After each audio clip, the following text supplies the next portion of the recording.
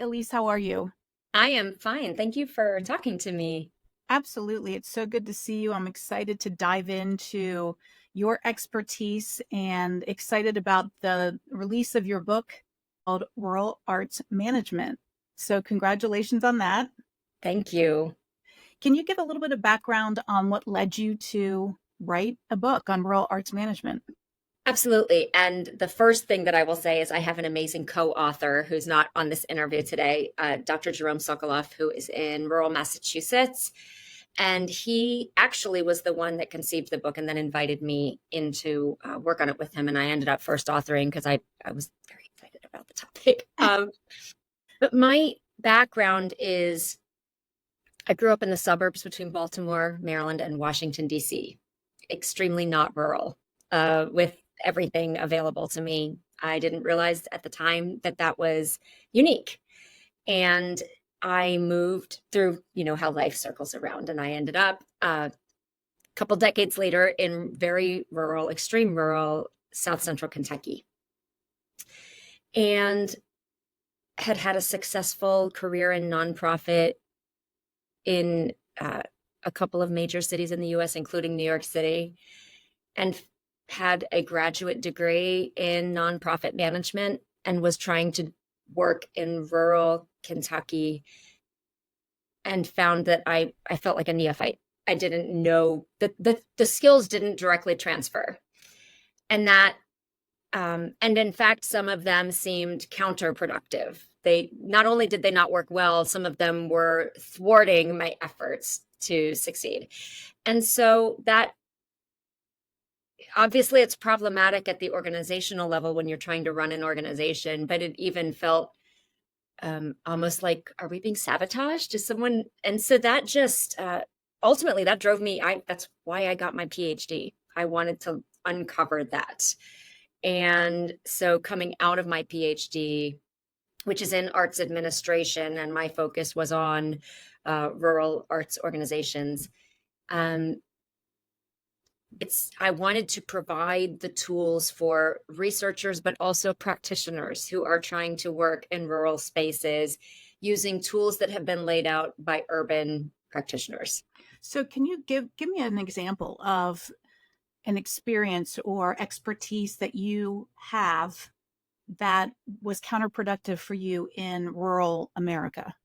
So I think this is an example that anyone can identify with. And it's not directly from an arts organization, although it is because like school bands do this. But so I have children in school, and I live in a county that has three schools. Well, a school district that has three schools: an elementary school, a middle school, and a high school. So if my children are selling candy bars, which is very, very common, every other child in that school is selling candy bars. We have no demographic. We have no pool of uninterested parties, right? That aren't also. So the only thing that can happen is every year I know I'm buying two boxes of candy bars, one for each child. Right. And that I would rather personally just give them money than buy candy that I know I'm going to end up eating and it's really yummy, but I don't need it, right? So that is a practice that I did growing up, and I went door to door, and there were people with kids at all different schools, and I went to my dad's work, and it was successful because we had a wider population of people to sell to.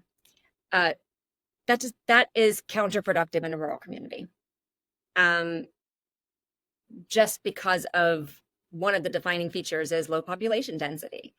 So that practice in which the fundraising company that's providing whatever it is that we're selling is making a profit. So that's taking away from the profits of the organization. And then we are asking for money from people for something that's not related to the mission of our organization. It's just everything about it is counterproductive for a rural organization. I find it fascinating that with that challenge and others around that it drove you to go get a PhD. I've always been an overachiever. That's amazing. Do you know, I wanted to, there's two reasons I can quickly explain that. One, I just like to understand things. And unfortunately, the more I know, the less I understand. So it's counterproductive, but it means I'm going to always keep learning. But the other thing is, I was actively running a rural arts organization at that time, and I saw its value, and I saw, there was this moment of sort of reflection, realizing I could do this for the rest of my life.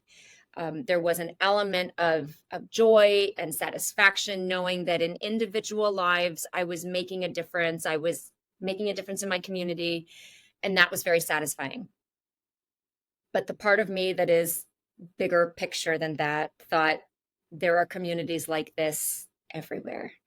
And there are people either like me, or what if they don't even come into it with thinking they know what they're doing, and they really don't know what they're doing, but they have the passion. At least I thought I knew what I was doing because I had experience in a graduate degree. So I should have known what I was doing, but I at least knew what tools to pull from. But what if I could make a difference for those people? And then the impact that I'm making that feels so satisfying for me could just be greater. I could actually help other communities improve their services. And that ultimately was very compelling for me. So, Yeah. PhD. Yeah. When I'm thinking about advocating for public dollars for the arts, I'm talking with legislators who are in positions of power who are from rural Ohio.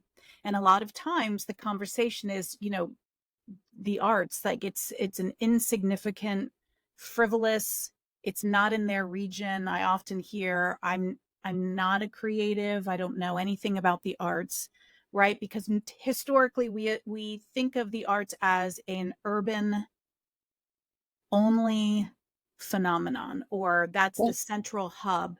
So your book is really intriguing for me from an advocacy standpoint in understanding how do we better communicate art's impact, which you just said you saw its value every day.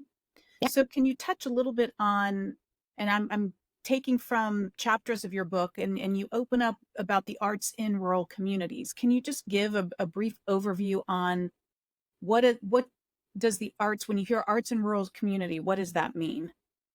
So, actually, one of the things that we touch on at the very beginning of the book is the problematic perception of the arts in rural communities. There is a perception when you talk about rural arts that you are automatically talking about what would be traditionally classified as folk art, handy art, craft art, which is all art and wonderful practices that we want to preserve. So this is in no way, I'm trying to avoid the hierarchical judgment that we make on art, fine art, folk art, all of those things. But the problem is that we then stereotype around that. And because we're preserving a particular art form, for example, let's say that it's basket weaving. We're preserving this one folk art, um, and then we are memorializing the community in that space. But the community is growing, the community changes, and art that is created in that community might be traditional Western theater. It might be classical music. It might be any number of dance styles that are being produced there, apart from those traditional crafts that have been done in that region. So that's the first thing, is that understanding that the arts in rural communities are not designed or are not defined by historical tradition that holds them in a time capsule. They are emerging and growing just as much as the arts in urban centers. And in fact, I would say maybe more. Statistically speaking, and from a fundraising perspective, arts interactions in cities is going down, and in rural spaces is going up. So people are connecting with the arts. So that is fascinating. And I love you tied in two things. So the podcast title, Arts Redefined. So my mission is to redefine the arts. Again, I'm drawing on my advocacy. I would never go into a lawmaker, especially during the pandemic, and say, I'm here to talk about the arts. Correct. And then I say, when did the arts become a 4-letter word? Right? Because I get the eye roll and it's like, do you want to talk about the arts? What? So I shifted and started talking about the creative workforce Hmm. and how creatives are essential for innovation. And you can be creative, if perhaps not more, in rural areas than in urban areas, because creatives are problem solvers. I talk about how farmers are innovators and creators and all of that. So in that mindset of redefining the arts, how would you redefine the arts for rural, shifting into fundraising, into that now fundraising for rural arts organizations? How do we talk about it, redefine it in a way that has more impact or resonates in a greater way? That's such a good question. And there's kind of two main prongs to that. And really there is a chapter in the book dedicated to community engagement, but ultimately I actually had some, and I wrote that chapter, but I even had some tension about that chapter because my argument throughout the entire book and as in practice is that to run a successful and responsible rural arts organization, you have to be engaged with your community. When you have low financial resources and low human resources, you have to share, or else you're not being a good steward of your community. You're not a good neighbor. Can I stop you there for just a second? Yeah. Because how can you, if you're, and this is my assumption, but if you're in a rural community and in an arts organization, wouldn't you by nature be in conversation or have that engagement, a strong engagement with community? You should. And some don't, is what I'm Some hearing. don't. Some don't. I will, this is especially, I see this in what in our book we call tourist destinations. So we have the year-round rural, which is just kind of, that middle of nowhere place with no specific industry or tourism that's drawing people there at any given time of the year. It's just a small place, and that's where people they live there. They might work out of town and come back, but it's perpetually rural. Um, they're better at being engaged in their communities. But those places where, maybe one season a year, they have an influx of people for a festival or for one organization that has a big event or for tourism for some reason, tend to not be as good neighbors in their community. This is not a blanket statement. There are some that do a better job, but in general, there's a like in many cultural destinations, right? There's a taking for granted of the local population, sometimes even to a level that I would classify as exploitation. The people that live there aren't interacting with the organization. Um, we see this also, the people that work there can't afford to live there, that kind of thing. So as and I think as a creative sector, we've gotten better at this, but I hope you'll nod when I say that, there was a time when we were very happy to talk about our art, and it was all right. We're making this, and you should just understand that it's worthy. Arts for And art's sake. correct. And while I myself will make art for any reason whatsoever, so I can say art for art's sake for me, Right. um, that is a bit of a pretentious argument. 100%. When you are talking about, okay, we will fund the arts, or there's all of these people that are living without housing, and there's these people that are starving, and I can't be a good person in my heart and feel that I'm being a responsible citizen if I'm not engaged in a broader conversation. Right. So that's what I mean about being part of your community is it can't be just about your art has to be part of your community. Um, and sometimes, depending on the mission of your organization, it could be challenging your community to have hard conversations. That can be part of a mission, absolutely. But it has to be done with your community. Yeah, I refer to that now as I say we've got to get away from arts for art's sake, and we have to talk about arts for outcomes, Yes. Yeah. right? And think about And I say, it's not about the performance, or it's not about the final product. It's about the process. Impact That's right. happens during the process of getting to the performance or the final product. That's right.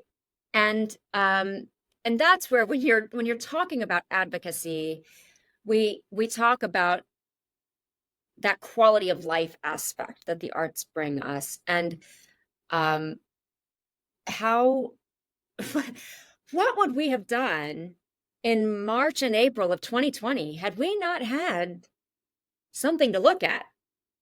Right. Right? If museums across the world hadn't opened up their galleries online, if we didn't have Netflix and Disney Plus, right? If we didn't have these avenues for enhancing, I should say, our quality of life. That's clearly an extreme example that we hope that we don't experience again. But rural spaces are very place based. You live in the middle of nowhere. It's 45 minutes to the next bigger city, at least, right? Your identity is very tied to your place. That's what arts organizations can be part of. Yeah. How do we financially support those in rural communities? So Whether it's fundraising or public funding, right? So kind of hit on both of those, the fundraising aspect, but then the public funding aspect as well. sure. So the easiest nugget for a short conversation for fundraising is to think about what is called mission driven fundraising. And that is, I can sell candy bars for my organization, but so can a sports team, and so can an academic team, and so can a student or any other student organization. It's candy. We're selling candy bars. That doesn't have anything to do with the mission of my organization. What makes my organization unique, the reason people buy into my organization, is our mission. So what can I do that supports the mission, but that also provides funding or supports fundraising efforts? And these things they absolutely require you to think outside the box and get a little uncomfortable, because it might mean you're changing a venue. You've always done an event at a certain space, but if you do it at this other space, you open yourself up to a different audience. You partner with an organization that you've never thought of partnering with before, but by doing that partnership, there's some mutual benefit. And those bring partnerships in particular, and there's a whole chapter on partnerships, but partnerships in particular, those bring together usually different groups of interested people too, and then they get introduced to both organizations. So that's mutually beneficial. So thinking about your fundraising, rather than just, we need more money. Well, that's great. We all need more money, right? But what are we going to do with it? So that makes it more strategic. If we do this program, we'll earn this revenue that we will use for this thing. It's really thinking of it more from a business perspective. Mm-hmm. And nonprofit organizations are businesses. Yes, that's what I say. Let's say that one more time. Nonprofit organizations are businesses. We operate with a different financial goal. Right. The earnings go to a different place, but we are businesses. We can earn revenue. We have to earn revenue, right? We have to earn revenue. And should. Yeah. That's right. And should. It's what we do with it that makes us a nonprofit, what we do with that revenue. Yeah, I say the nonprofit status is a tax strategy, not a business strategy. Correct. And the majority of these businesses, right, are increasingly having to rely on earned income to survive. And so, I also like that when you say think outside the box, I also, we've got to say no to the status quo. We can't continue down the same path that we've done for decades. That's right. And first of all, many of the strategies in this book probably would benefit organizations almost anywhere. Some would be less effective because they rely on the relationship aspect in rural communities that's just often not possible in big cities. But oh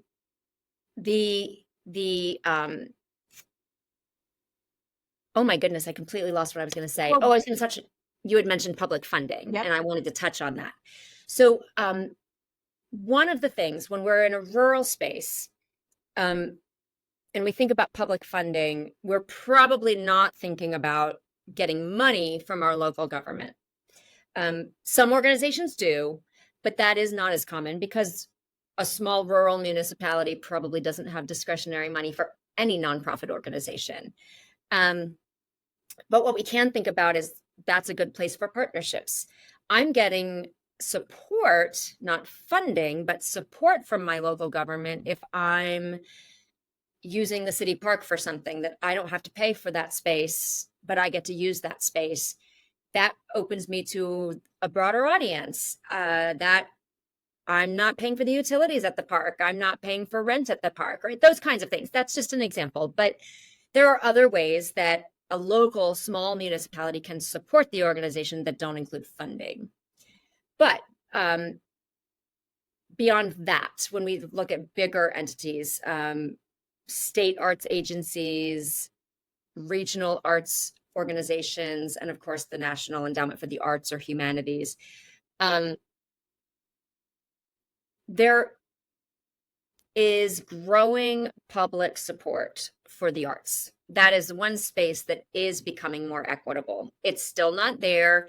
And the issue that we now have is how they're defining the arts in rural spaces versus how it's actually being created in rural spaces. And that's when I'm talking about that folk art versus fine art and all of that. Right. And one other thing that I want to touch on with public funding in rural areas is I've heard as well is the whole diversity equity component Right. in grant requirements.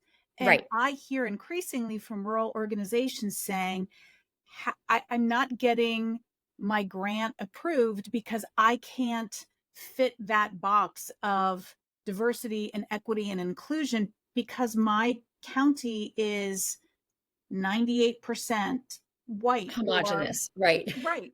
And so that's another thing too that funders need to understand and They think about. do. They do. But also, my challenge with rural diversity is not just racial and ethnic.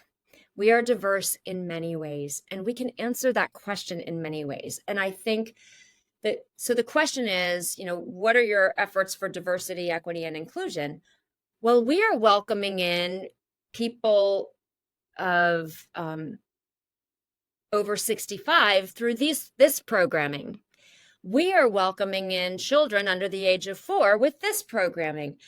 We've made ourselves accessible to people of all physical capabilities through these efforts. This is our racial demographic breakdown, and this is the demographic breakdown of our participants. If you're in a community that's 98% white, but you have a 4% participation of people of color, that shows that you're doing something right. So you can make those cases. I think the problem is, and this is true in other conversations too, but in rural spaces, there's this apology for what we're not doing. Look at all the things we're doing. So these are all the ways we're diverse. This is the reality of where we live, but this is how well we're doing. Because I see that actually a lot in rural arts organizations. They tend to be more diverse than the overall population. They still might look predominantly one race because the available pool of people is predominantly one race, but they're more diverse than the general population. That's something to celebrate. Talk about that. So I think it's not just that public funders don't see that, because I actually think that the per capita issue is more important than I might say we're helping 100 children in this arts programming that we're providing, but a major city says we have 5,000 kids come through this program every year. Okay, but there's only 500 kids in my community. That means 1/5 of them are coming through my program. That 5,000 might be only 2% of that city, right? So we have to look at those be realistic about what our numbers mean. And instead of apologizing for them, that's our case. Look at how well we're doing. Yeah. And so this feeds also into a pilot project that I'm going to be launching this fall, which is how we measure impact. And for 30, 40 years, we've been measuring impact based on the number of audience members, the number of how big your budget is, and how many artists you serve. But what if we were able to measure empathy or kindness or creativity? And so that is an equalizer as well. If we then say to you, Elise, can you show me what public value is your organization providing based on resilience or empathy, right? And Yeah. so I'm sure you see that effect in your community. Yes. And I think one of the ways we haven't gotten to, I think as a research sector, let's call it that for the moment, I don't think we've gotten to the point of uh, adequately asking those questions and measuring that. I mean, it's hard to measure empathy, right? We know when we see it. There are people doing it. I'm not that person, but I know when we see it. But but one way that even now, as an organization, you can measure yourself is when something happens, what is your organizational response? And when something happens, what is the community's response to your organization?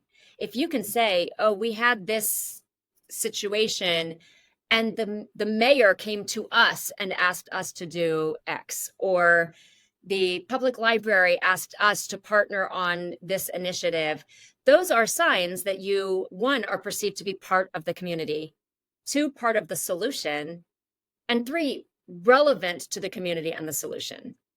That that shows importance, right? That shows value, and that's not perhaps quantifiable, but Right. that's a clear qualitative connection. Why would they come to my organization to be part of something if they saw no value in what I was going to bring? Yeah, 100%. So as we're wrapping up this half hour, can you just kind of give an overarching through line of the book? And is there, if you could have one nugget that you could share with a rural arts organization today and looking forward the next 5, 10 years, what would that message be? So I'm going to answer those separately. Great. The general theme of the book is that trying to utilize the practices that have been created and established and perpetuated by metropolitan areas is going to persistently make the rural arts administrator feel inadequate and unsuccessful because they're not designed to work for you. They were never designed with the rural arts administrator in mind. So don't try to do that anymore. Use strategies that are proven to work for you, for your community, for your people, for your organization. Don't keep feeling inferior. You're great at what you do, so do things that make you feel great about what you do, that validate that support that. So that's the through line of the book, is stop trying to do things that weren't designed to work for you. And that's part of, I guess, the nugget that I would give someone for the next several years. But the greater part of that is the biggest component for arts organizations succeeding is relevance. And that does mean being more than an arts organization. It means being part of your community in an integral way. And that will include absolutely the arts, but it will be more. The arts might be the part you can bring to the conversation, but being relevant in your community is what is going to continue to sustain arts organizations going forward. I'm sure of that. Ask me in 10 years. Yeah, absolutely. Well, Elise, this was such a great conversation. The 30 minutes went by very fast. I'm excited for you and the book to come out, Rural Arts Management. I think it's going to be a great um, reference for not only, as you said, rural arts organizations to keep on hand and keep referring back to for strategies and tips, but arts organizations anywhere that they exist. And we will have information in the show notes on where you can buy your copy of Rural Arts Management. Fantastic. Thank you so much. Thank you, Elise. I appreciate your time.